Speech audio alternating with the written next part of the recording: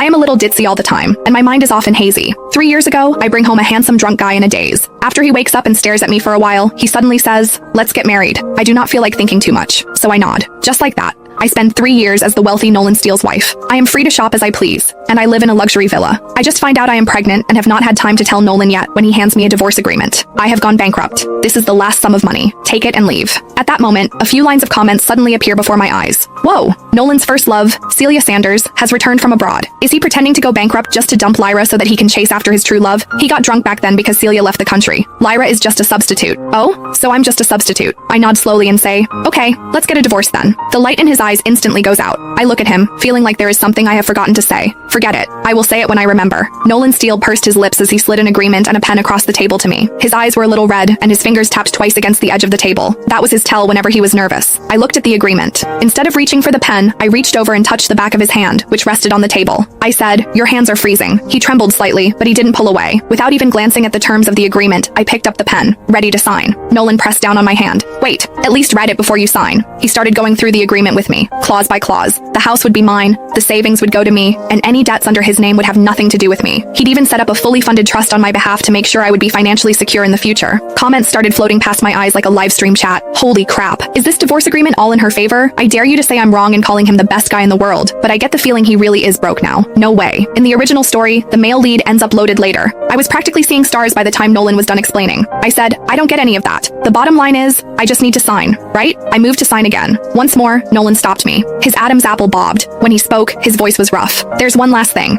Getting divorced doesn't mean we're cutting ties completely. If you ever need my help with anything, just ask. I stared at him, puzzled. But you're drowning in debt. What could you possibly help me with? Nolan was at a loss for words and lowered his head. I thought back over the last 3 years. No matter how busy he was, he would always text me goodnight. Any dessert I casually mentioned would show up in the fridge the next day. Whenever I stumbled home drunk, the light in the entryway would always be on. My heart suddenly softened. I looked at him and said seriously, if you really end up so broke you can't even afford to eat, come to me. I'll take care of you. Nolan's head snapped up. His eyes turned even redder than before, and he swallowed hard a few times before he finally managed to murmur, okay. Nolan told me he'd found work on a construction site. He would be doing physical labor. The pay was good, and meals and housing were included. He was leaving right away. He stood by the door with a suitcase in hand and looked back at me. His lips parted like he wanted to say something, but he ultimately stayed silent. Then, he opened the door and walked out. I headed back to the bedroom. Nolan's presence was everywhere. In the closet, his dress shirt still hung in a perfectly neat row. On the nightstand sat the business magazines he had to read every night. In the bathroom, his toothbrush was still next to mine. I lay on the bed and thought about the past 3 years. I remembered how Nolan had once stayed up all night fixing the music box I'd smashed. Whenever I woke up hungover, there would always be warm water and anti-hangover tablets by the bed.